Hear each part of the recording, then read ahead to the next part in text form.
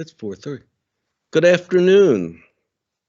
Welcome to Adventuring, a cross-generational and cross-cultural conversation about education. My name is Dennis Kratz. I'm a professor of humanities at the University of Texas at Dallas and also the director of the University Center for Asian Studies. I want to say a few words about the title, Adventuring. It's a metaphor for education that goes back quite appropriately for today to the American philosopher John Dewey. Appropriate in part because Dewey himself was a lifelong intellectual adventurer whose travels took him to a transformational visit and experience in China. He saw education not as it sometimes appears to be sitting in a tour bus while others tell you what's going on, but rather as an active pursuit comparable to an explorer mapping out an unknown terrain. You never know quite what will come next. You do know that there will be surprises, there will be discoveries, there will also be failures and hardships. Dewey saw education and encouraged it as a cumulative, unending, and exciting experience. I'm here, as you are, to learn from two experts, two explorers in the midst of their adventuring, about their experiences growing up and pursuing an education in America in the 21st century. Before we meet them, I'd like to now introduce my partner, colleague, and good friend, Dr. Dashwan Feng. Thank you, Dennis. Since you mentioned Dewey, Dewey has a very deep connection to China. He was the PhD thesis advisor, if I'm not wrong, of a very famous Chinese intellect of the 20th century, Hu Si, at Columbia University. Anyway, I'm a trained theoretical physicist, and my connection to the University of Texas at Dallas was that I was formerly the vice president for research at the university. And today we have two outstanding aspirational young Chinese American. Let me ask Michelle to first say something about herself. Yeah, my name is Michelle Liang. I am a freshman at MIT. I am currently planning to double major in computer science of some sort. There's a lot of flavors of computer science here, as probably expected. And CMS, which is short for Comparative Media Studies. And that is like the study of, just in general, all things media. So you can go into many different things with this. You can study like educational technology, you can study movies, you can study like how to create video games. I personally would love to go down the video games track. That's why I want to do both majors together, because I think both of them will just be very like helpful in terms of this sort of industry and this sort of career. But yeah, that's a little bit about me.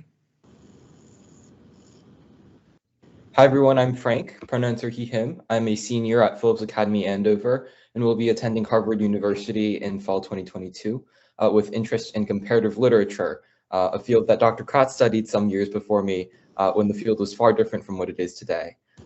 And really excited to be on this dialogue. Would also like to give a shout out to many mentors and friends who are on the call, whether from Andover or elsewhere. It's some of the people on this call are some of the closest mentors and friends that I've had in the past few years, and profoundly grateful for their presence and tutelage, two of which are on the panel today. Dr. Feng and Dr. Kratz have both proven beyond formative, and I'm excited to talk about all things Asian American. Back to you, Dr. Kratz. Thanks, Frank. Thanks, Michelle. Now, as it's very clear from the introductions that I'm the person with the most to learn here.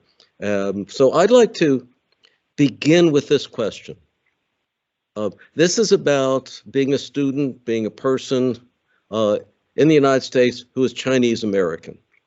And we read a lot about the challenges and the problems of being an Asian American, but I'd like to ask you this: what have been the advantages to you of being Chinese American citizen, person, student?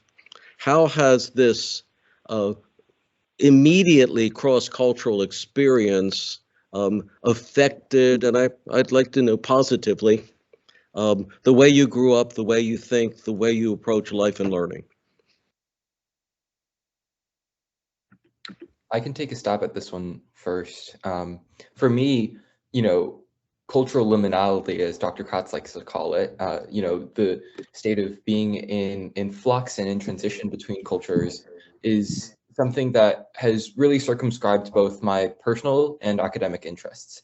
So, I've grown up with a perhaps uncommon and at times unhealthy obsession with all things related to Chinese culture, Chinese oral traditions, literature, hence, the interest in comparative literature. So much of my understanding of the world is through the lens of either Chinese or English or a combination of the two.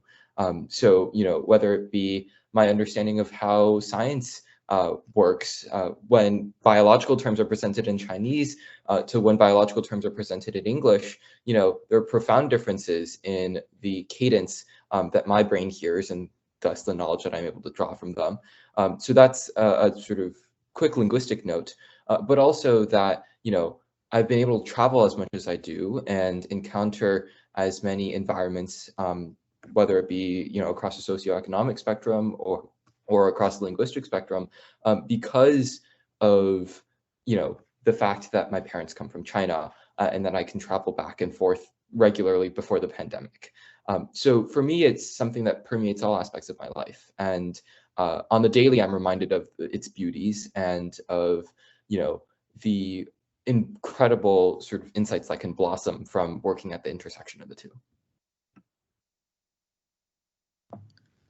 Yeah, for me, actually, the first thing that pops into mind is actually food. I took a gap year, and on my gap year, I actually started to cook a lot more, and a lot more like Chinese recipes. These are recipes that I've seen like my mom cook, my grandma cook, my dad cook, anyone cook, but like I've never actually done myself. And I placed a lot of emphasis on food because one of my earliest memories as a child is being in the kitchen with my grandmother, and she just taught me how to make noodles, or she taught me how to make steamed eggs in the microwave when I was like 4 or something. Or she would take like very small meals that she would teach me. Or she'd like, okay, she'd be like, sit down, let's make dumplings. And we still do this as a family. Like even like over winter break, we still get together and we still do this sort of stuff. It's a very like common family tradition. And it's something that I really cherish. And now that like in college, we like, especially in this month of January, we're not required to have meal plans. So a lot of us are cooking for ourselves. And so this past week when I've been back in college, it's been really rewarding to be able to share parts of my culture through food. So like we made like mapo tofu. We're going to be making dumplings for Chinese New Year, which is like in the beginning of February, which we'll probably celebrate the end of the month. And like all these like different like dishes that I've been able to cook and share with them, and like seeing the joy that like on their face when they eat it.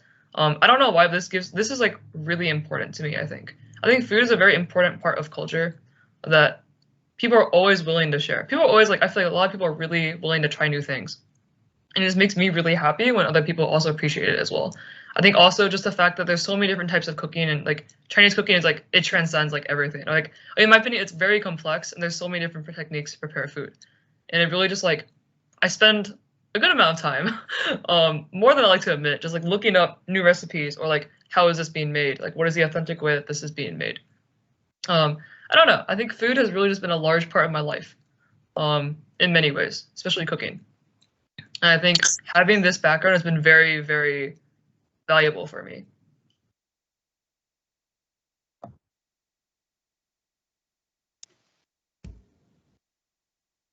Oh, you're muted. Oh, you're muted. Sorry. I think that what has been just discussed is a good segue to my question.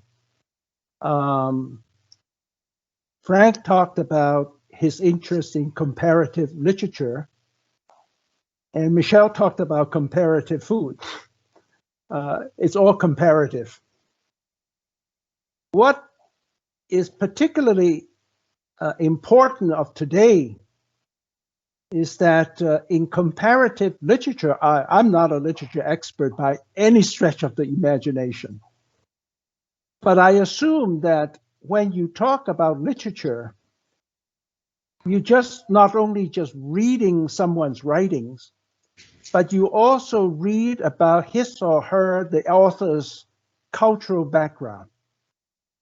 And from there, understand the culture of the author in one set of civilization and another set of civilization. Maybe that's, but both of you can expound on what you have just said from the point of view of comparative something, whether that something is food or literature.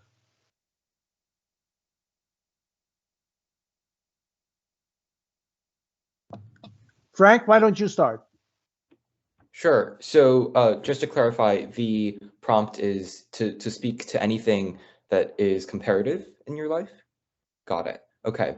So one title that came to mind for me when Dr. Feng was just, offering the prompt was it's an early 20th century piece by a Chinese writer called Zhu Ziqing called 荷塘月色.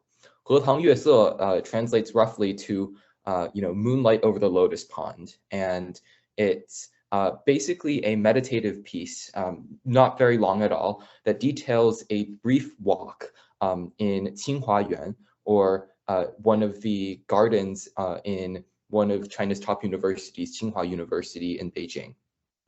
And this was a piece written in the early 20th century, right? It essentially follows one academic as he walks through the pond. But it's, along the way talking about some of the scenery, some of the sort of different sights and sounds that you can find on the a college campus of the highest caliber in China. And I can't help but, as somebody who has studied for the majority of my life in the States, figure out, okay, where is there cleavage and where is there overlap, right, between what Zhu Ziqing is writing about in the 1920s and what I'm seeing in the 2020s. And, it's being able to understand that, each step I take on my campus right now, I'm very lucky that I get to go to a campus whose historical dimensions are just as important and impressive as its academic caliber today.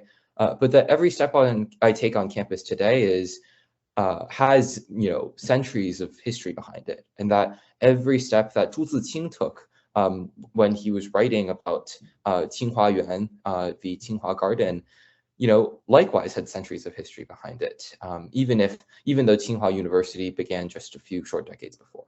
So there's so much on the daily that I realized by nature of being embedded in an academic environment that I'm able to access through Chinese literature that I otherwise wouldn't be able to, right? My parents were also graduates of Chinese universities before their arrival in the States, and their stories of Chinese campuses, Chinese sights, sounds, habits of mind have stuck with me. They're the mythology that I was raised with.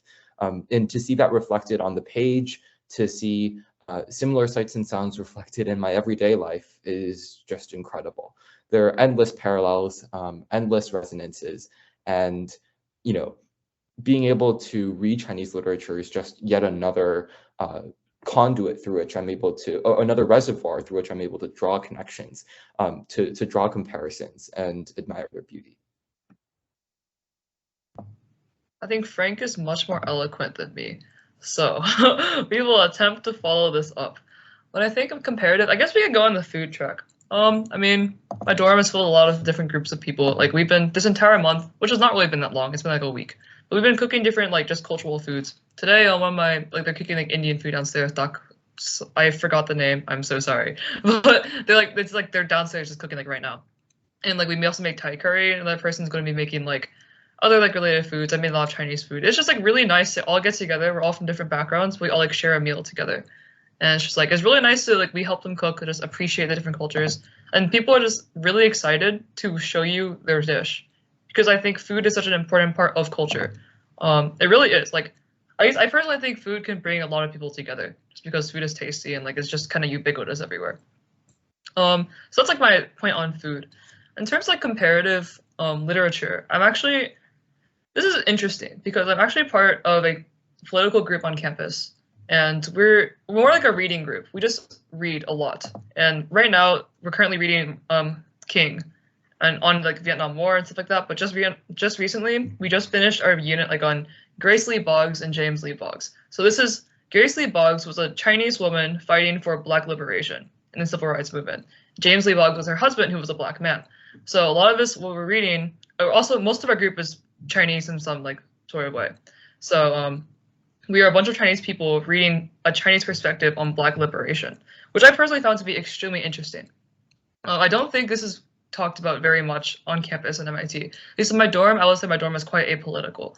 So going to this place is like very, very interesting in my opinion, because these are a bunch of just people who I don't really interact with too much outside of my dorm, but we're able to have this sort of political outlet and critical thinking. We're able to talk about race theory, social theory, all that sort of stuff, and which I personally find myself very intrigued by. But through this unit, it's been really, I think the intersection of Black people and Chinese people has not been discussed very much. And you can go into insight as to why that is. I will not today.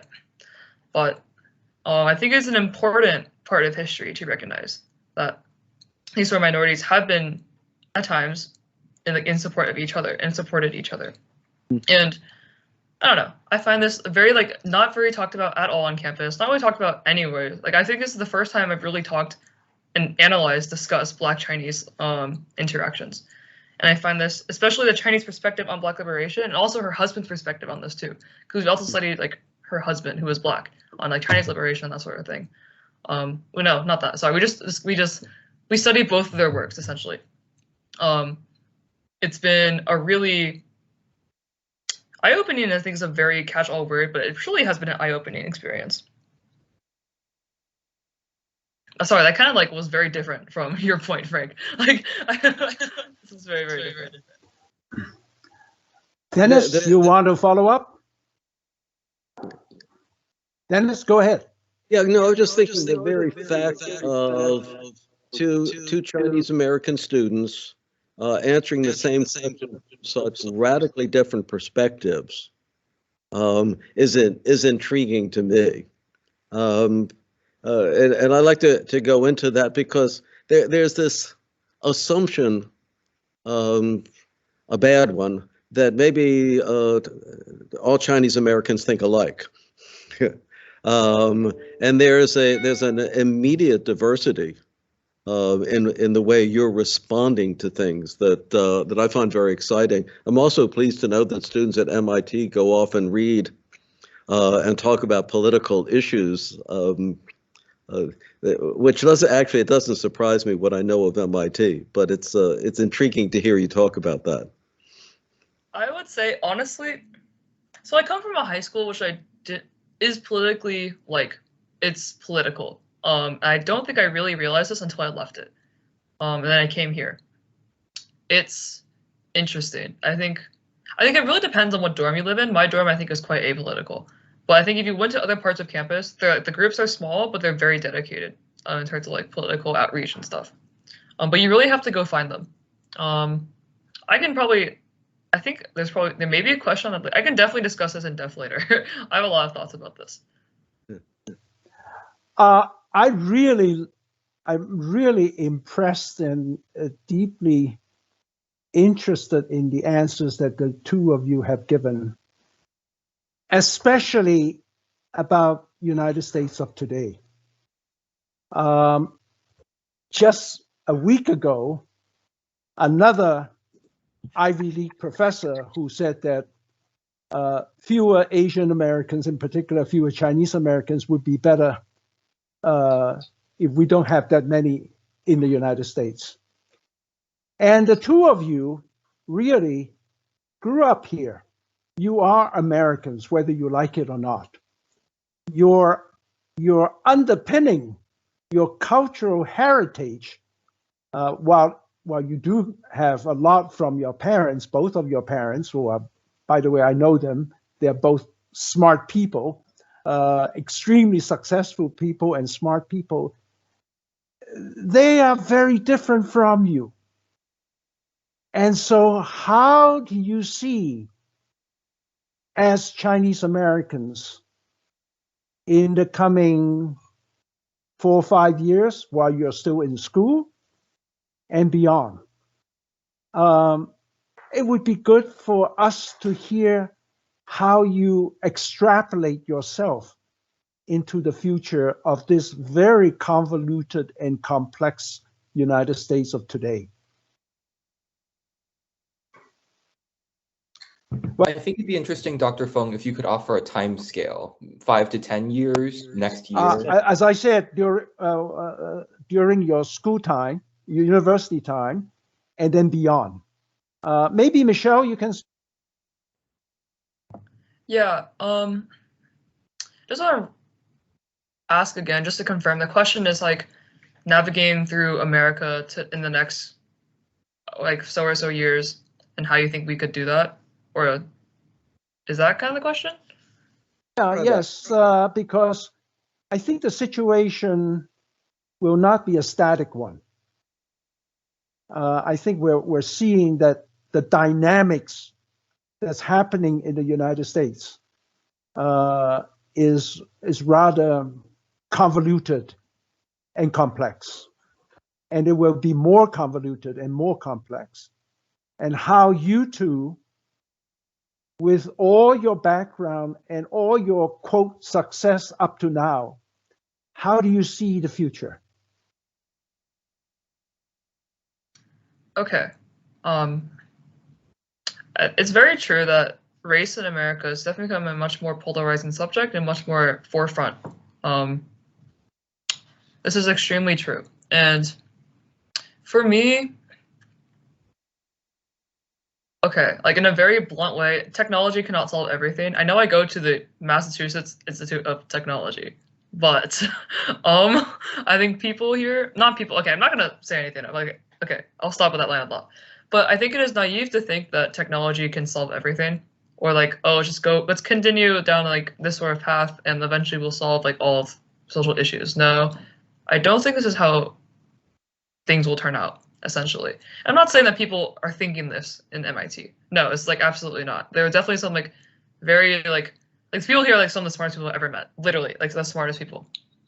But I think it is still important to heed the humanities. It is important to understand politics, to like just at the bare minimum read the news, understand what is going on in the world, because sometimes,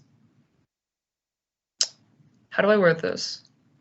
I think this is just really important to know, because especially like you said, like the world is constantly changing, especially now. Like tensions are growing between different groups. And I really don't like how it's becoming like a minority on minority war, in my opinion. Which I'll go more and more depth about that. It feels as if like minorities are being pitted against each other. This happened, I think, more within 2020, I would say, to like early 2021, when Black Lives Matter started. Or not started, when Black Lives Matter had a resurgence in June 2020. I did see sentiment from the Asian American community as in like, why should we support this? Because they never did anything for us, that sort of thing. This has also happened in other minority groups. When Stop Asian Hate happened, it's almost as if it felt, as like hearing opinions on multiple sides, it felt like people were trying to one up the other. Almost like, oh, here's like Black Lives Matter, oh, here's Stop Asian Hate. But which one is more important in that sort of thing? Which I think is a very, it's not a good line of logic to follow. I do not agree with this line of logic. Like whether it's what is more important. Like there is no way you can judge a racial or minority group's importance. I think there's just no way you can do that. And so I just think this is important to be informed about. So I think there are people who, not there are people. We're all busy, right? We all have our own things to worry about. But I think it is just really important to stay informed, whether like politically or socially, to navigate in this, especially in this country, where there's just so many tensions are running really high. For sure. I'd second what Michelle said. You know, when I imagine myself in the next 5 to 10 years, I imagine an ever more keener discourse surrounding, you know, histories of minorities in the U.S. and how they interact or ought to interact with each other in the coming years. And, you know, a sense of, okay, payback, or not payback, resolution, or some sort of more elegant coexistence is long overdue. And that, you know, whatever we do come up with ought to encourage love more than it's managed to do so far. So when I think to myself and to, you know, the communities that I found in high school and even prior, you know, I think to communities that have offered up so much more than, you know, I'm your teacher, so therefore I'm assigning you tests and quizzes and papers, right? These are teachers who have poured their hearts out for us outside of the classroom to, you know, make sure that we are doing well and that we are kind to one another, even in times of stress and strife, like the past 2 years, right? So, you know, these are friends who will chat with me until what, 2, 3 o'clock in the morning if the conversation begs to do so. It's these conversations and these relationships that are so fruitful and fulfilling for me. And so when I think to myself in the next 5 to 10 years, certainly I hope that that remains a mainstay of my life. I also think that there's a degree of, you know, obligation and responsibility on my end. I must, I think, do something that at least considers the humanistic rigorously, as Michelle was saying before, right? I'm not waist deep into computer science nearly as much as Michelle is, but my understanding of, you know, why I'm doing comparative literature when it seems an ever more esoteric field, and ever more esoteric sort of phrase to begin with, is to say that there are lessons that can be most fruitfully reaped when when we look at things cross-culturally, right? That cross-cultural dialogue and interethnic group dialogue is critical to a vision of love that I talked about before. So I hope that in the next 5 to 10 years, I can continue, or I can become a more conscious and thoughtful and learned agent in helping to encourage that, in being a good friend, being a good mentor to those who have sought some of my advice, and very lucky to have, you know, friends and adults of all spectrums and viewpoints to help me. So that's, I guess, one aspiration I'd have for myself. Frank, 10 years from now, better look back and say, you know, I've been able to make progress on this quest for love in the last 10 years. Okay, while you both were talking about the future, we've had our first participatory question sent in, and it's about the present. Now, the context is this: you've both done very well. You've both gotten into the first and second best university institutions in Cambridge, and of course, I'm not going to tell you what the ranking is. But how did Michelle? How did you, Frank? How are you handling the American high school experience, particularly the competitive aspects of it? And I know this is a question that we all have: the social media aspect of it. Are you do any parts just become naturally to you because you've grown up in it? But did you ever feel in some way as a visitor rather than a member of the team? These are questions that are coming from the audience now, so I hope you'll address them. I can start with this. I think I first want to start off that I recognize that I come from a position of privilege because I went to a very high-ranked private school in the Dallas area. This is not going to be the case for most students in general. Most students will come from a public school. This is something I think I always keep in mind. So when I talk about my high school experience, I was fortunate enough to have the freedom, and also my parents just kind of let me do what I wanted. They forced me to do some things like AMC math competitions. This was a thing my dad made me do every year. But the majority of my interests, I could just follow them with almost no pushback. Also because we did not have weighted GPAs, APs did not count for more than non-APs, So there's just a lot of factors that play into how I did high school. It was just like, this is background information here. And like none of this lines up at all with like Plano high schools or other like public schools in the area, where like some art classes are like less GPA weighted than like AP like stat or like AP calculus something, right? But with that background said, I did a lot of art in high school. I also did a lot of robotics. I joined robotics in freshman year, knew nothing, literally zero, and just kind of stayed there because I enjoyed the people and I enjoyed what I was doing. And eventually I worked my way up into being captain junior and senior years. I did a lot of film, video production. I started in middle school and it continued much further in high school. And I thought I was like really bad, like in 9th and 10th grade, but I just really enjoyed what I was doing. And so I just consciously put more effort into it. And then junior and senior years, I really found myself like finding my groove in video production, like making my own stories, writing my scripts. This is what I found that I love to do. And it's what I'm still trying to do in college too, making stories, world building, creating scripts, creating pieces of content that impact people. It's what I love to do. And that's what I found out in high school. I think I also did a lot of just other things that I just kind of like, these are like not stupid, but I studied I like ran like an anime club, like just for fun, just because my friends want to do it. I was like, okay, cool, let's do it. I did dance in high school.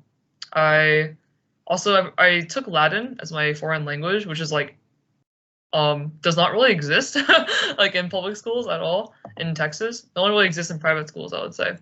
And that was a lot of fun. I enjoyed studying Latin. I enjoyed doing like competitions that came with it, like mythology exams, just Latin literature exams, that sort of stuff. And so if you looked at my like resume, you're gonna see someone who just like what am I? This is like a really interesting question. You just see someone who just did multiple things, and you're just like who the hell am I? No clue. I knew that I enjoyed STEM, like I enjoyed robotics, my time there. I also knew I liked to make films. And so this has kind of just led me down the path of like making video games, which I think is a very good intersection between like storytelling and art, but also you have to code the thing. Like you have to know how to make a game, just like how to code it. Like you need to know computer science. So this is what like my path is taking me so far. Social media aspect. I was actually a very frequent user of social media in high school. I don't know if this was the healthiest thing in the world. But I remember like sometimes I was just like, I would go to my phone, you know, like you check Instagram or something, you check Twitter, then you're like scrolling and you're like, hey, this is boring, I'm gonna exit out. And 2 minutes later, you're back on your phone, you're like scrolling through the exact same app and like nothing has happened. Like why am I doing this like multiple times in a cycle? Since I've gone to college, it's gotten a lot better. I think it's because I'm just around more people in college. Like I can talk to the friends, like, you know, face to face. There's stuff we're doing in person. I have less time on my phone in general, like less time just like browsing social media. And I find this just better for me mentally. I'm not saying social media is necessarily like the worst thing in the world, because I mean it can be extremely toxic, and it's for like everyone to decide for themselves, I believe. But I think I was very much addicted to my phone in high school. I think my parents can definitely attest to this, very much so. But yet again, it's something that I don't know. This is hard because as a parent, like as someone who was there like just a few years ago, like no one ever admits to it. Like they're so obsessed with their phone, like oh, like I'm fine, whatever. Well, that sort of thing. But then you want to really realize it like in hindsight, I feel. I think I also saw like the video games point in the same comment. How do you manage video games? I love video games. I want to make games. Like, but I did sacrifice this in high school. I mean, I think it's just because I had so much stuff to do. My robotics team took a large commitment. Making films takes a really large commitment. And therefore I already have all these commitments that like I need to do, right? Like these are my classes, these are my hobbies. I need to do these things. And therefore just left less time for like other hobbies such as video games or drawing. I always try to do on the side with that sort of stuff. So this is just a more like you eventually need to put your priorities straight, I think. It's just something you have to do. I mean, not that you have to do. Like, I mean, like you could just like play video games in high school. Like, you know, no one's like stopping you, right? Like unless your parents are stopping you. But for me, I put my priorities more like my extracurriculars, my hobbies. I found personally those a little more fulfilling, just being around people and working on projects that we all loved, and we all cherished. Seeing a project come to life, which is common in any single extracurricular you do, is something that I found personally much more meaningful than other things I could be doing with my time. I still like follow this up in college as well. Time management, I also see time management. I was really bad at time management, so I can't really talk to you about that. I'm really bad at time, like it's really bad. But eventually things get done. Yeah, I wish I had tips on time management for myself, because yeah, it's not going too great. But like things get done eventually, but like I wish they got done much quicker. I guess one thing that comes to mind, so much of what Michelle says resonates, because like Michelle, I'm also going to a very privileged private high school. Mine is in New England, not in Texas. But I will also say that, it's easy to place people on a pedestal based on the institution that's attached to their name, right? So before, in the early stages of planning this dialogue, I was nowhere near the end of the college application process. There was no, I will be going to this school come fall 2022 to attach to my name. I wonder how that would have impacted the trajectory of this dialogue. Not to say that we wouldn't have had it, but to say that, somehow having an institution attached to your name imbues you with more credence, more respect. You have people's ear for more often, just because of one particular name. Now, that is something that also follows me throughout high school, because the name of my high school also sort of confers similar status. So, the work that I have done in high school is hinged around sustainability and in comparative cultural studies. So, I've done some work with our archives looking at histories of Chinese students at Andover. Shout out to Dr. Lee, who's in the audience today. She's an academic at UC Santa Cruz who's done wonderful work in terms of supporting me throughout this process. And then also, in sustainability, a lot of that work demands movement building. It demands getting out and about in the thick of things, talking to students, talking to faculty members. And so, if anything, what Michelle said about being able to interact with folks in person, to have projects, and to see projects come to life in person, that's something that I've been lucky enough to see in high school. And, it's perhaps along the same vein that I don't find myself with much time to go on social media or to play video games. That makes me a much flatter and blander person than Michelle is. But I don't think that I've spent that much time on social media or on video games in high school. And that's perhaps a function of, realizing that it's a lot more interesting to be able to organize a speaker event, for example, or to get a group of 200 students together, talking about sustainability over pizza. There are so many events and magical moments that can happen off the screen, right? Not to say that the screen isn't magical in and of itself, but to say that there's so much more beyond that. So if anything, that has motivated and informed the way that I approach high school. The relationships that I've had in high school are much more important than any name that is attached to all the students who go here, right? It's the relationships, it's the conversations, it's the projects, it's the insights and epiphanies that are most important for me. And I guess that's the sort of the time management skills of which I'm nowhere near a perfect practitioner.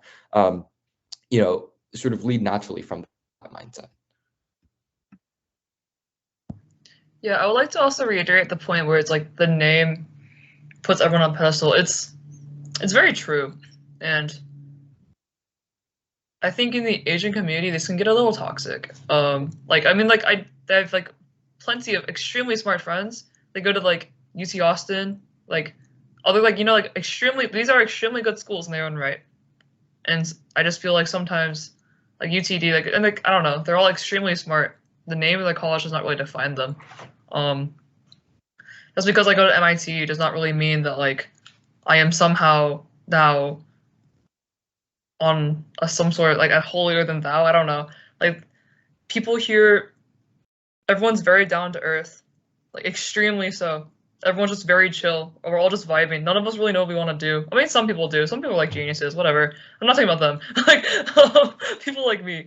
We just are vibing. going through our classes, we're talking to each other, we're all struggling through college. We're just like people, like just going through classes. We have interests like any other person, and this does not really change. I don't really think, like, depending on the institute. Like, you're going to find many people who are very passionate about their things, regardless of what like college you go to. Doesn't really matter. I'm not saying the name does not matter, because it does, right? Let's be honest, name matters. But I just sometimes, I wish I was. I don't know. I'm just a normal. I'm just a person. I don't know. I like to play video games. I like to make games. Like, you would not expect this out of an MIT student, I feel. Like, and I'm totally okay with that. In fact, I like embrace that. We have a very good question by a Johnny Lee. Johnny, you want to ask this question by yourself?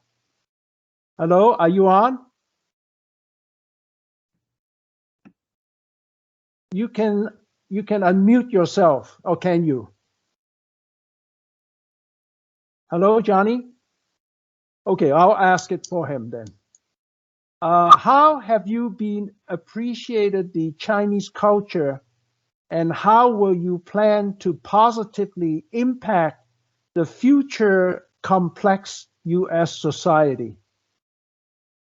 I think the question is pretty clear. Frank, why don't you start? For sure. I talked a little bit about this when everyone entertained my rants about Zhu Ziqing earlier, in terms of how Chinese culture informs the way that I see things on the daily. I guess one thing that goes into... let me stop you here. Zhu Ziqing is one of the greatest, at least for me, one of the greatest Chinese literary experts in the 20th century. And the fact that he is associated with Tsinghua University is tells you how great Tsinghua was or is. Yes, no, for sure. So, it's folks like Zhu, folks that my parents would speak about in truly, fantastic proportions when I was younger, that led me into appreciating Chinese culture. I went to first grade in a Chinese public school for a year before returning to the States for second grade and beyond. First in U.S. public schools, and then for grades 12 through 9 in U.S. private schools. So appreciating Chinese culture was never something that I could really do by day. I would be speaking English at school. All my peers would speak English. Appreciation came in the form of everything from like an old Sony radio that I had, through which that I would play Chinese pingshu, which is oral storytelling that details, legends, mythologies in Chinese. I would play pingshu on that old Sony radio. I would read novels in my spare time and on trips back to China. Appreciating Chinese culture. You mean Chinese novels? Yes, Chinese novels. Yes. And, I guess appreciation is perhaps less apt of a term as opposed to, affection, right? I think it's really more of an affection for Chinese culture that has continued to draw me towards it. So, in terms of how that factors into positive impact in U.S. society, I feel that I'm a little bit too small and feeble of a cog in the machine right now to, detail my impact on on U.S. society. But, I guess one thing that I have found instructive is to be able to speak to people who have no access to Chinese culture or habits of thought, and to be able to have a discussion about it, right? One of my friends in the dormitory right now is wonderfully well-read and learned in European literature. He's doing an independent project in post-Napoleonic European literature right now. And, some of our conversations have been so intriguing because, he'll bring up a work in the supposed Western canon, and I'll, draw similar insights with, different shades of nuance for an author or title that I've read in Chinese. So, if anything, if these conversations happen beyond the, literary realm, in diplomacy and politics, in personal conversations and professional conversations alike, I'm sure there'll be a much greater attentiveness and a much more thoughtful understanding of quote unquote Chinese culture than is dominant in US society writ large currently. So one conversation at a time, I guess, is perhaps the way that I'll find myself out of this question. One conversation at a time, hopefully I'll be able to bring it to bring that understanding to more folks, and that, the appreciation turned affection of Chinese culture can become a lot more democratized. I think I have a very different upbringing from Frank. I actually talked with this with my mom a little bit ago. I think she's in the audience. Hi, Mom.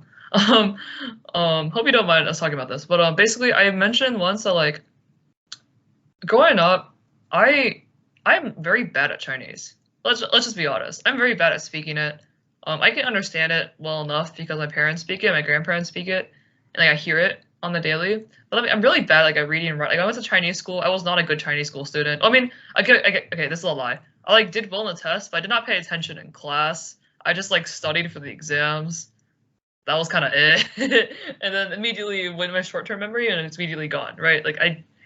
I do not have this stored in my memory.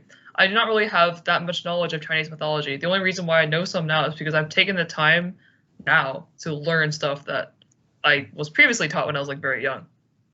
And so growing up, I felt not exactly alienated from my culture, but I knew that I grew up quite envious of people who could speak Chinese or Mandarin fluently, or they do this they can just do it.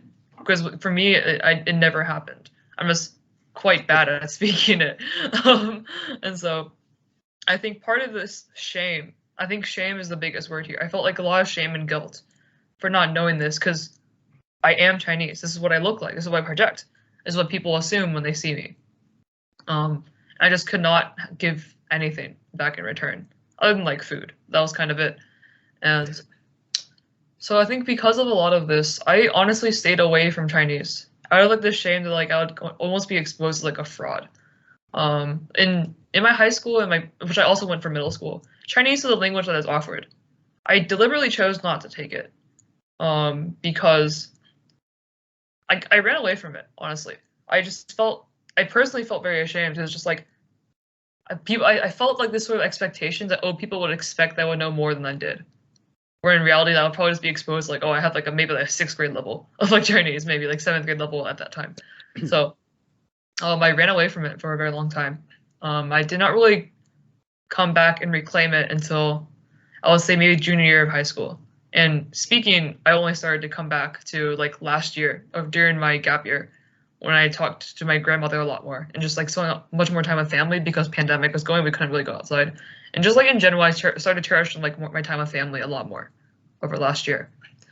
So I did not grow up with these books. I can still not read a Chinese novel in Chinese. That's not happening. I'm gonna look at the characters and be yeah, those are some lines. Sorry, don't really know what that says. So I think a lot of my story is just a lot of shame. Just the fact that I did not know made me quite sad. And I think I started to take initiative to fix this. Not fix this, but just to learn more, because sorry, what was my time? I took initiative to learn more towards the end of high school, just because I felt this is a part of me that I always, deep down, I always thought this was intriguing. I just thought because I didn't know it, it'll be too late, almost, that sort of thing. I should know much more than I know at the moment, and that was the part that really ate at me, and it didn't really make it made me not want to start. Essentially, it was a very vicious cycle. But now I would say I am still.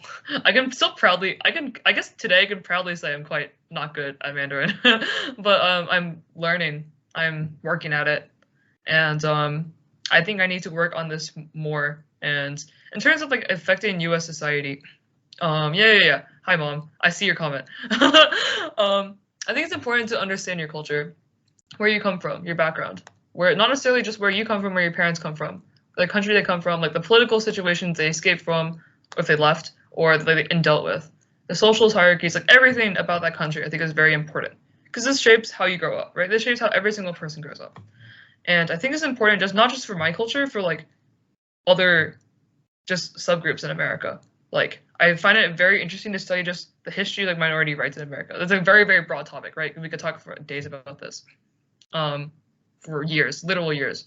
But I think it is important to study how almost every single ethnic or minority group exists in America just to be more informed. Like this is something that is extremely relevant today. And like Frank, it's you take it one conversation at a time, right? Or like one book at a time, one literary analysis at a time, one conversation with a large group of people at a time, one like just session in general. But it helps you, and there's no like end goal to become like, you are now an informed person. Like no, this never happens, right? It's always you work one day at a time to become more informed, to understand history a little more, and how you can just like how you can kind of break out of like the system of whether we have right now like systemic racism or other like very pressing social issues like that. I guess one thing I'd like to jump in quickly before we move on to the next question. I resonate a lot with that shame. In fact, I think one principal force in why I held on to that Sony radio, or I did all the things that I did, was because there was a shame there. When I went back to China that first year, I only knew how to write my name and the characters 1, 2, and 3, which to the uninitiated is just 1 line, 2 lines, and 3 lines, right? So it was as rudimentary as it got, and definitely students ostracized me for it, and teachers singled me out for it as well. So that sort of shame came by nature of me being transplanted into an environment that was entirely different from mine.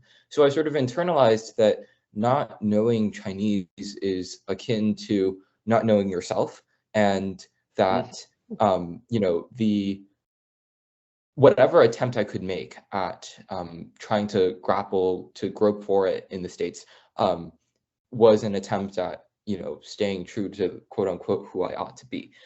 So, you know, I guess Michelle and I today on the surface might project different, you know, levels of sort of how much time and attention you've spent on Chinese culture, but there's an interesting symmetry in how we came to it.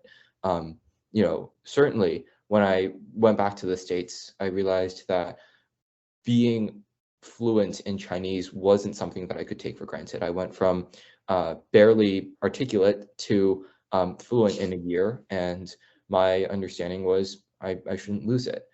So it's ebbed and flowed then, since you know, in terms of how much attention I paid to it, but it's certainly become ever more conscious as I've grown older, that, you know, it's less about shame now and more about appreciation and affection, but certainly it began as shame.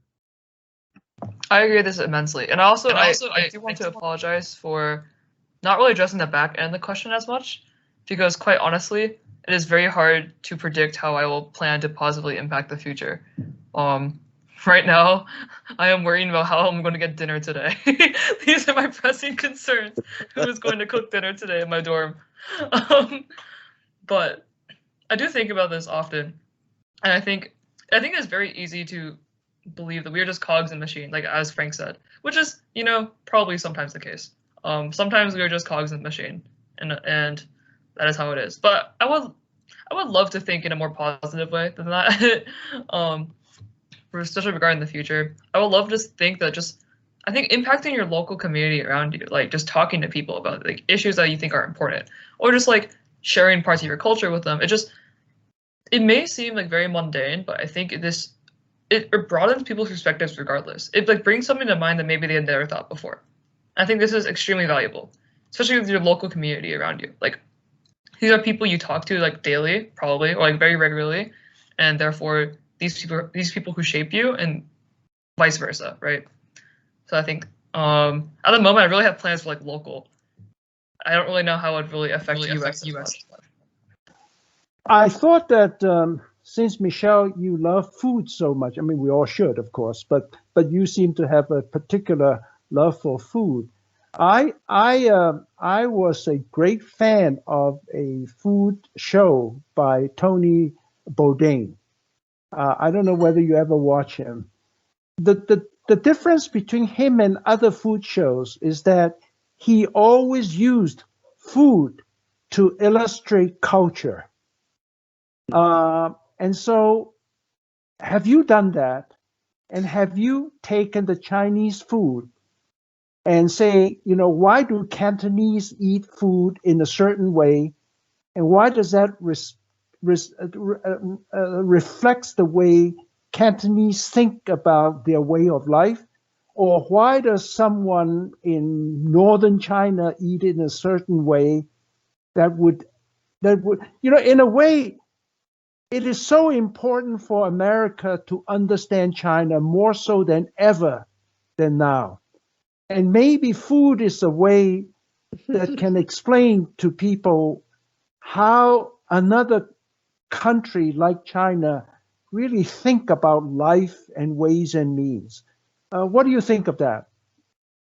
Okay, this is something I wish I was more informed on, because I wish I could tell people, like show people through food how cultures exist. Like this is my dream, right? This is actually one of my dreams. But I had this recently actually. Like this is a small like revelation, but like when we were cooking, I think I was like rehydrating some dried mushrooms. Like in water, you always use a mushroom water, right? Like you're not gonna discard that. But this was like a shock to some people at my door. They're like, whoa, like I didn't realize you could do that. But like this sort of idea of like using every single part of the vegetable, of the animal, of whatever we do in Chinese cooking. Well, Chinese cooking encapsulates a lot. But this is, I think, very common in very many regions of China. You will use every single part of whatever you have. Nothing is wasted. And I see my mom doing this all the time. I see my dad doing this all the time, like my grandma, everyone. Like whatever like we have, like we're eating for dinner or something, like it's like we're gonna be reusing it in some other dish. Or like you've used this part of the chicken, but there's still so much part of the chicken you haven't used left. I think this is also this says a lot about like Chinese culture in general. In my opinion, like nothing is wasted. Like everything will be put to use. It's very efficient. And I've like kind of noticed this in just other facets of Chinese culture. So I guess that's like one thing I noticed. But that's like a very surface level note. That's very surface level, right? I can never, like at the moment, I cannot compare myself to the culinary greats. Like those shows, I really wish I could do that. Just show an appreciation of culture through food, or like just understanding like even just the ingredients they use, like how it's common, how it's important to them culturally. I wish I could do that. I am trying to just like I research a lot about food. This is probably like you've probably come to realize this. But I just think it's really important. I don't know, like food is something we have, like everyone has. Every single dish is made with love. There's a reason why there are national dishes. There's a reason why people have favorite foods. There's a reason why like food can evoke emotion and memories, right? It can do so much for you. I think it's just a really one of the most ubiquitous. Like when I say ubiquitous, it's like I also think like entertainment is ubiquitous. Like every single region in this world has their own form of entertainment, right? So the same thing. Everyone has their own form of food. It's one of these ideas that transcends language. It transcends whatever other barriers. Everyone has a form of it. I think this is something really important to cherish. This is a wonderful conversation, by the way. I'm going to have to pay you tuition at the end of it. What advice, here's another question. This is from Helen Dew. What advice do you have to tell your parents about raising you? So others tuned in can learn from it. I think that this is an interesting dynamic because, as I understand it, both Michelle and my mother are on the call. So, you know, I guess perhaps our advice cannot be too barbed, lest we anger the parents. But, you know, the thing that my parents have done and that I'm so grateful for is telling stories, not sort of telling stories, not telling me what to do. And, you know, being able to say, you know, there's this out there. Did you know about it? No, I didn't know about it. Well, here's an opportunity to look into it. But never to say, now what are you going to do from this, right?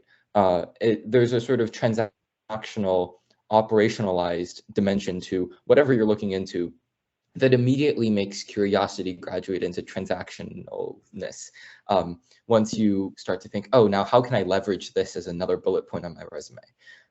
Right? So I'm very grateful that my parents haven't done that. I mentioned earlier that they would tell me stories of their time in school. And those stories have continued. In fact, now it's graduated to, it's moved on to stories of their time after school or after leaving the educational academy. But that, you know, they're similar to, on me at least, they're the antithesis of helicopter parenting. They're sort of lobbing stories my way whenever they can, but beyond that are keen to let me do whatever I want. When Michelle said, you know, my parents would let me do whatever I want in high school, I was like, exactly the same here. How else would I have ended up in sustainability and comparative cultural studies of all things and combinations? So, you know, there's some really, you know, genuine gratitude there. So thank you, Mom, for letting me do that, but also for, you know, coming up with and continuing to explore an endless supply of stories as fodder for my curiosity and growth. I would say very similar. Also, I just realized there's 2 Helen Dews in the chat. I don't know if there's just 2 people named Helen Dew or is my mom for both accounts. Oh well. Moving on.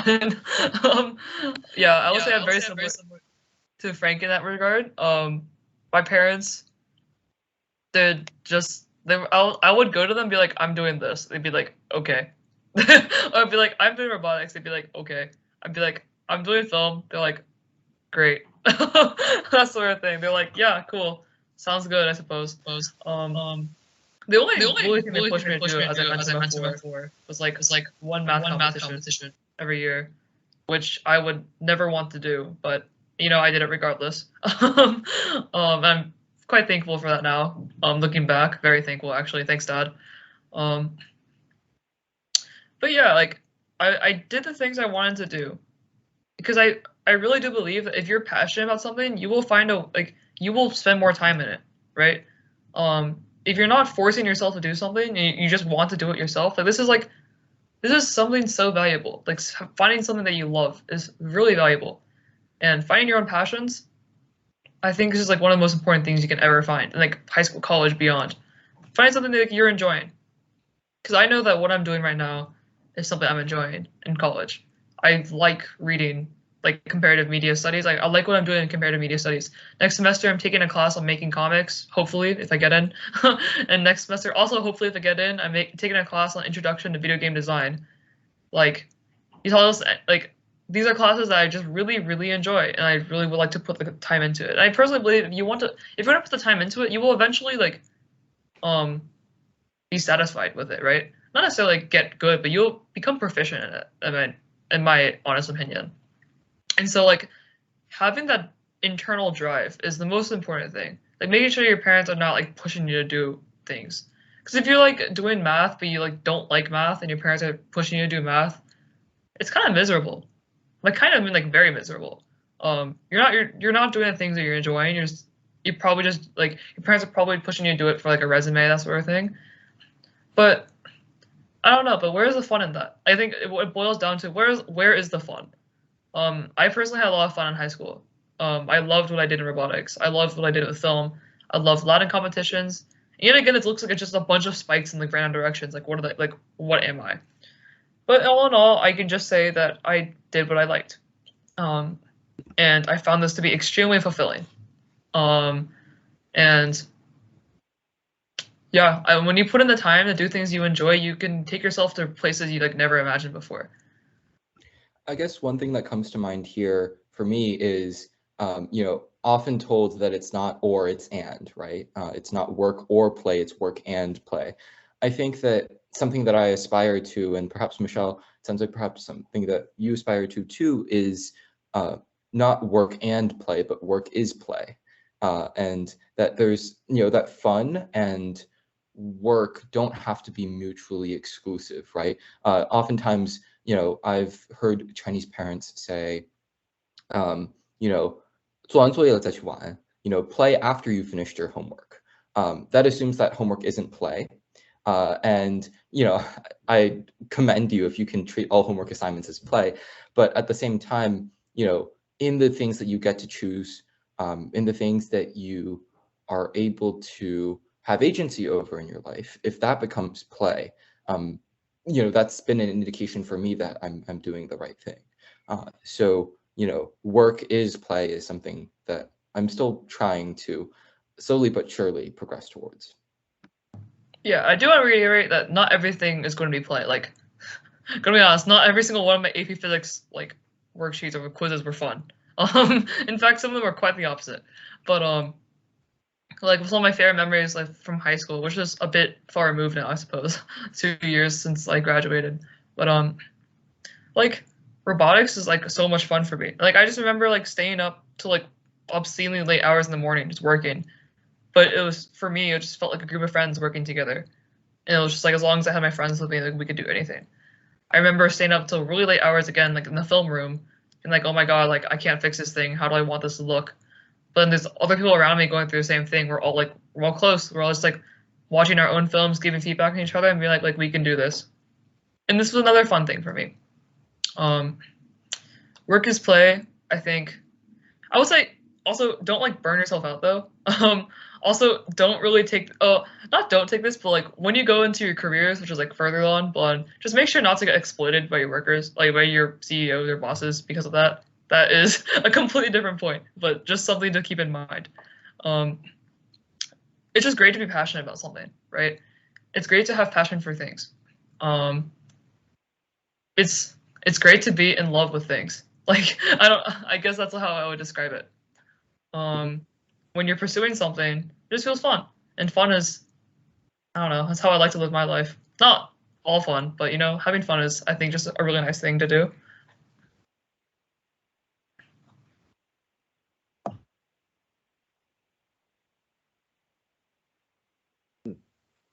A little personal type of question. What types of friends do you like to make? And what types of persons do you like to date? Michelle? Okay. Types of friends I like to make. This varies. I mean, the friends I made in high school, some of them are quite different from the friends I made in college.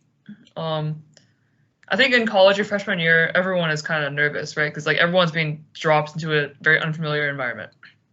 They're away from their friends they've made for 4 years in high school, that sort of stuff. If not longer, if you stay for longer than high school. The friends that I've had here are some of the most genuine people I've ever met.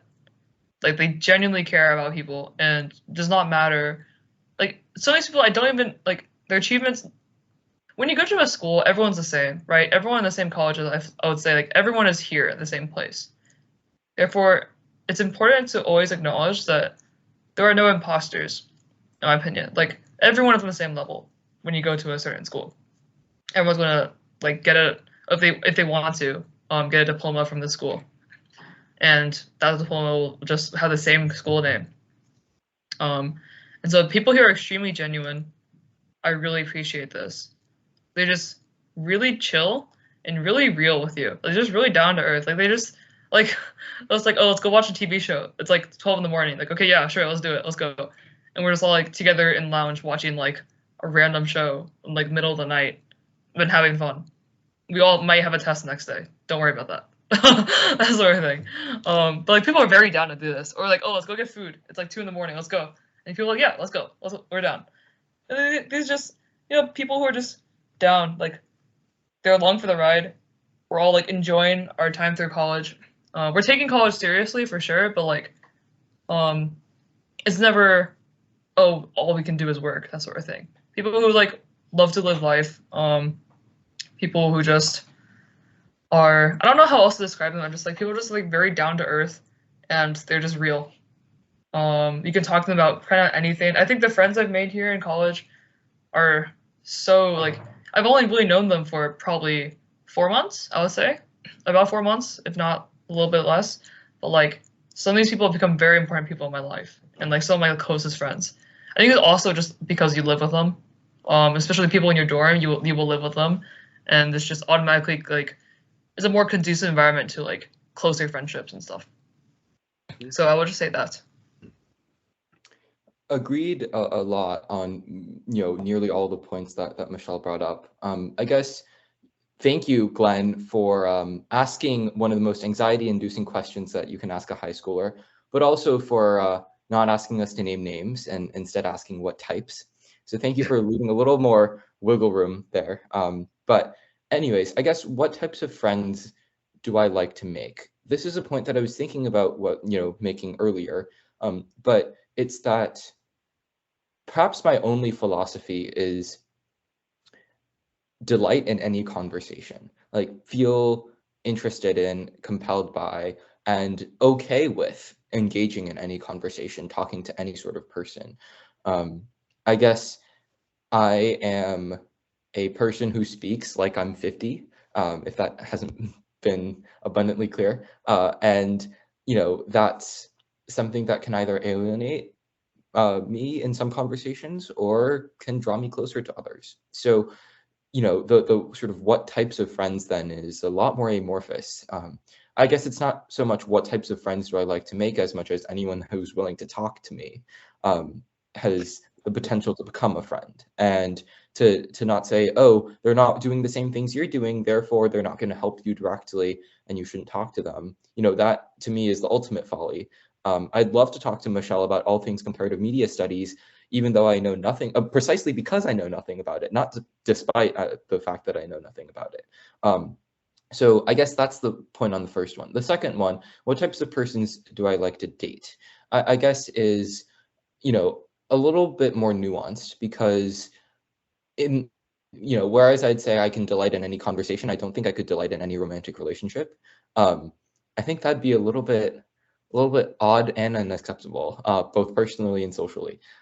But the sort of same mantra of, okay, know that you can draw value, love in this particular case, and worth from every little thing that you end up doing together, right? That each conversation is valid and worthy, that each interaction you have with your partner is valid and worthy. And as long as they're on the same page about those interactions and that value, I think that, you can't go too wrong there. Obviously, you're speaking to a 17-year-old. So my understanding of a quote unquote romantic life is about as ripe as a banana in winter. But, I don't, the knee-jerk reaction is 更接地气. This was my mother's advice to me. Be more down to earth. Be able to talk to more people, right? If anything, that's become my greatest New Year's resolution. 更接地气. Be closer to the ground. Be more down to earth. Sorry, that was such an interesting analogy. that was something. Don't worry, I appreciate it. Like the banana winter analogy. I was like, whoa, crazy. It does make sense, but I was like, whoa, crazy. I like to ask a interesting question. I hope it's an interesting question. Since Michelle, you are a STEM student, and Frank, you are a comparative or humanistic student, and do you see creativity differently from the perspective of STEM and the perspective of literature? It's sort of easy for the general public to think of STEM being creative and less obvious as to literature should be creative. I'll tell you an example why I thought literature could be extremely creative, but I'll let you answer first. Maybe start with Frank. As in, how can the humanistic studies be creative? Yeah.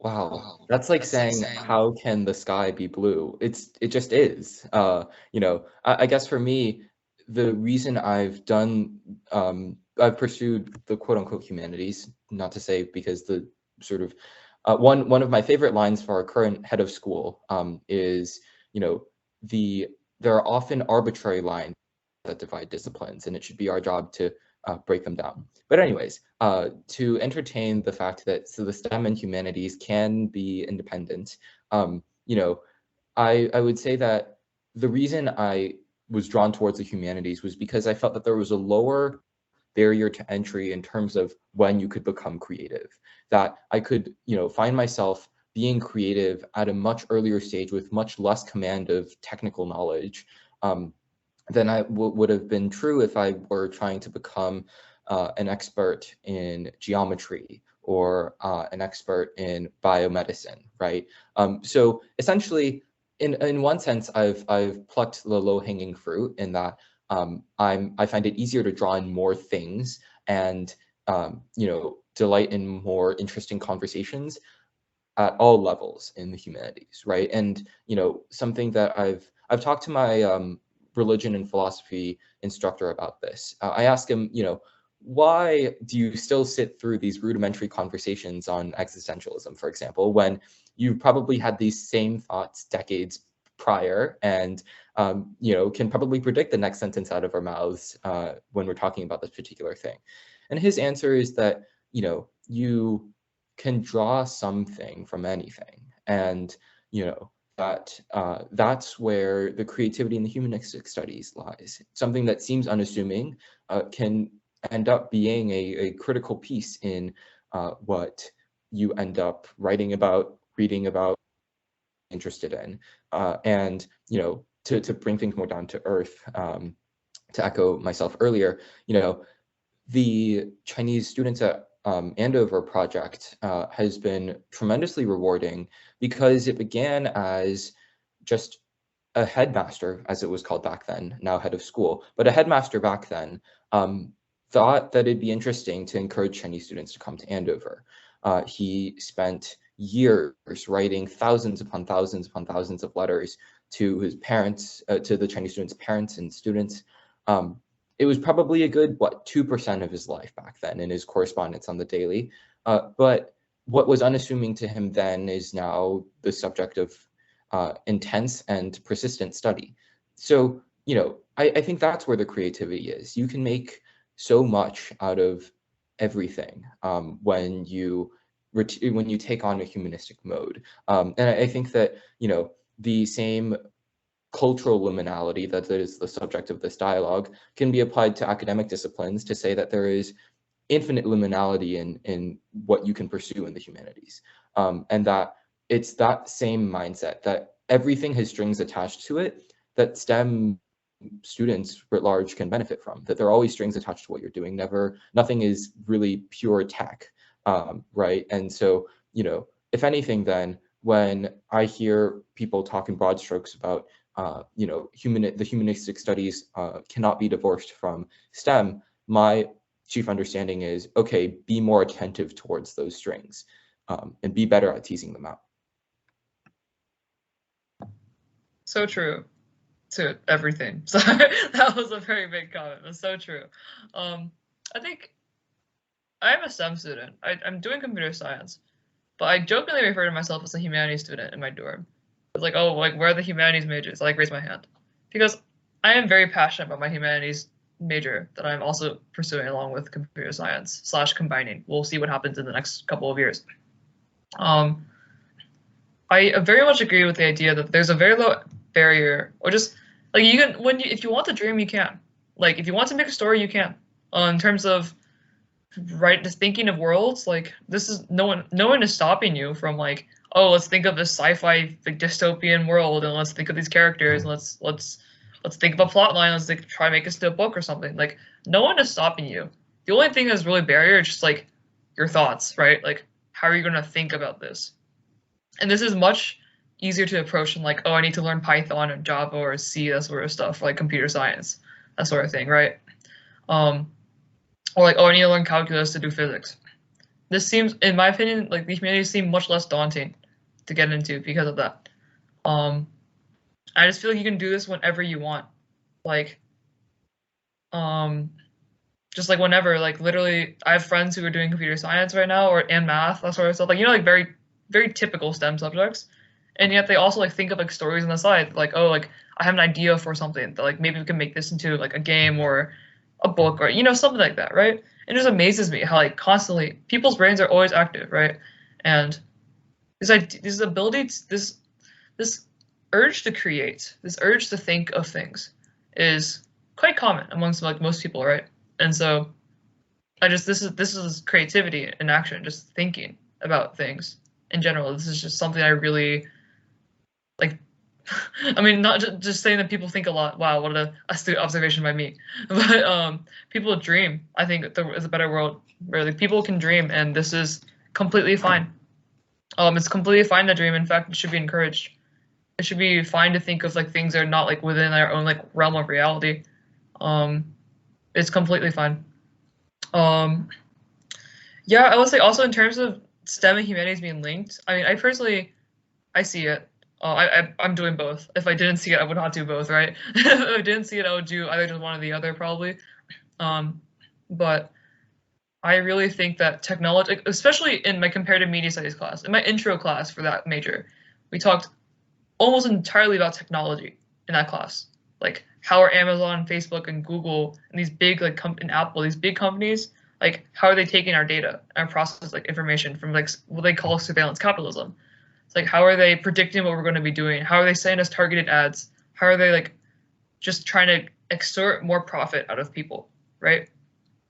And this is a very like ethical driven question about technology. Yet again, those are the ethics of technology, is what we discuss a lot in this semester-long class. We talked about Twitter. We talked about different social media websites, these sort of like other like just technology things, and like how like social groups form on Twitter. So we talked about like Black person Twitter, Black people Twitter, how this is like a very curated space within Twitter that the company actually recognizes. And what does this mean? Like, what does this imply? What are the implications of this? That sort of stuff. And we even talked about stuff like Pokemon Go, like just the game on your phone where you catch Pokemon. Like, oh, like is this a form of surveillance capitalism or not? Is this a form of like, are they taking your data? Can they track like where you are, that sort of thing? Which I have thoughts on, but whatever. That's not the point of that conversation. But this is extremely interesting to me because literally, yeah, the entire class on comparative media studies is about technology and the implications of technology in our society. Because it's, again, naive to think that there's no implications of tech. You have to realize just like what not necessarily dangers of tech. That sounds like such a scary thing, but what companies are planning on doing, like that sort of thing. Again, like surveillance capitalism, I think is a very good example of this. How are you the person being affected by larger tech companies out there?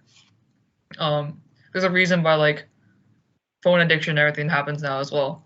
It affects us. And so I think it's just our responsibility to be wary of this, of how it affects us. We live in a digital age, after all. It would be unwise to not really know how technology works when we live in this sort of like era. Dennis? I'm enjoying and learning. Just a couple of takeaways because we're actually getting close to the conclusion. First, since Michelle said it's much more effective to tell stories, I'd like to tell a couple of stories. Actually, the same story that occurred twice. First, years ago, when I was Dean of Undergraduates at UTD, many of you know that UT Dallas is a public version of MIT and its dreams to a very STEM and science oriented. And at that time, there was a group of students that was as close to a rainbow as you can get. Asian, Western, African, you name it. It was the inclusionary dream that we talk about. And similarly, last couple of years ago, there was another group just like that. And I asked them both, how come you are able to achieve interpersonally and as a group what we talk about abstractly, which is accepting each other, working with each other.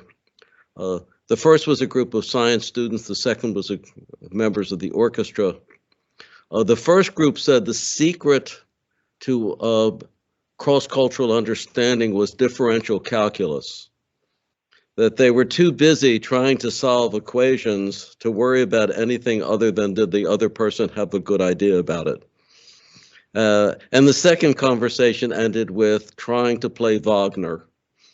We're so busy trying to reach this goal, both very creative goals, that we don't have time to worry about other things. Going back to Dewey, what I've heard from both Frank and Michelle is that being involved in an adventure is the best way they know to counteract the things that would bring us apart. I've heard a lot of reasons to like people, to make friends. The one word I didn't hear about why you would want to get to know someone better or be a friend was that they need to be Chinese. They need to be people. I'm very pleased to have heard this. The other thing I've learned from listening to both Michelle and Frank is rather than use the word Chinese American, we need to think of a continuum of Chinese Americanness. And you're in different places. There's one place on the continuum where you're fluent in Chinese and you spend time in China, and the other somewhere else on that continuum is I grew up in the United States. I know a little bit of Chinese. Other people may know none. I think what worries me is a sense of shame that you can't be perfect in both, because life is about approaching genius rather than being it. So thank you both. And thank you, Dashwan. And Michelle, thank you for giving me the idea for a new course on culture through food that will involve dinners. There's actually a class at MIT. I really want to take it, but I don't think it was offered this year. Just about food and culture in general. It was like anthropology class. And lunch? Years ago called the Food of Love. And these courses should be experiential too. Thank you, Dashwan, for suggesting this idea. Thank you, Frank. Thank you, Michelle. And I'm grateful because I've learned a lot, and it's good teachers. Let me just say a few words. I asked the last questions about creativity. Someone once told me that creativity is a person who can see things that no one else sees it. That's actually quite interesting. Since Frank is going to this unknown school in Boston soon, one of his teachers is my good friend, who is director of Fairbank Institute. I invited him. His name is Michael Zioni. I invited him to come to an Asian university to give a talk. And I asked him, what title will it be? He said, oh, it's about this Chinese novel called Jing Ping Mei. And my eyes open up and I said, what? That is a sex novel. Are you coming to tell us the sex novel to my students? He said, yes, I'm going to do that. Anyway, he gave one of the most stunning and creative talk I have ever heard someone in the humanities.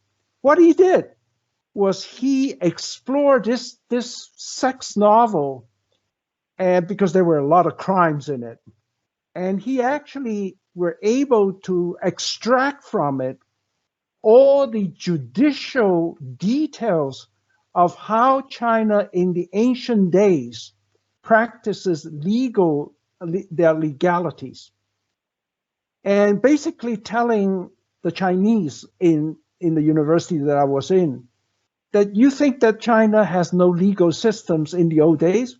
You're wrong. They're full of very detailed legal systems. Just because they don't have Harvard Law School doesn't mean that China is not run by a very tight legal system. That to me was creativity at its best. And anyway, again, Michelle and Frank are two Chinese American kids in America. They speak good English, and Frank speaks better English than Michelle. At least that's what Michelle says. But I think that both of you should and must can contribute enormously to this confused society that we have, which is currently full of silly people. And I hope you will do that. Thank you. Thank you. And just one last note, I know some are sort of trickling out of the meeting, but what Dr. Katz said before about a continuum of Asian Americanness, or a continuum of Chinese Americanness in the context of this dialogue, I think it also bears saying that any point on that continuum is beautiful. Because, if anything, Dr. Feng, I'd like to amend or add one particular thing to your understanding of creativity. And it's not just seeing things in ways that are different from how other people see it, but seeing things in ways that are more beautiful and more nuanced than how other people see it.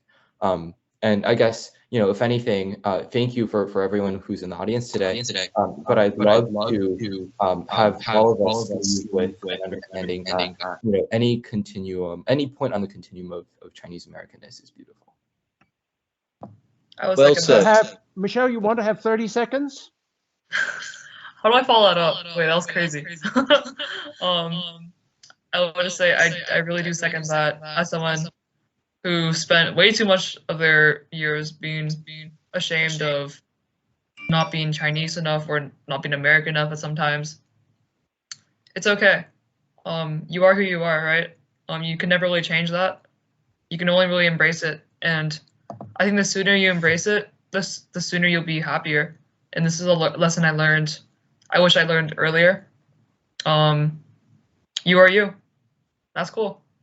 It's completely fine. Actually, it's great. Well, thank you, everyone. Dennis, 10 seconds. Thanks, everyone. And thank you for the wisdom. Bye, all. Thanks again.